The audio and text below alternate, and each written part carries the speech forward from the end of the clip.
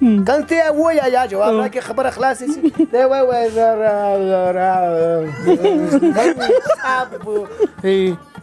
شای وات وای یعنی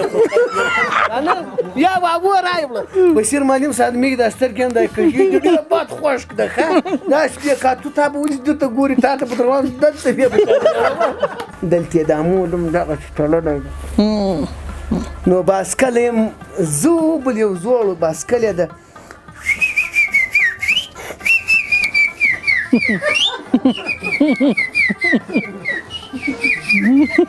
کنه هغه فایدلو به یو شپېلې کې د څومره سازونه غږول شي نور څه پکې سندري رازمن صاحب ډیر سازونه نسم پکې غږولای یو څو محدود سازونه چې زه خپل طبيعت باندې پکې غږولای سم هغه به درته پکې مهرباني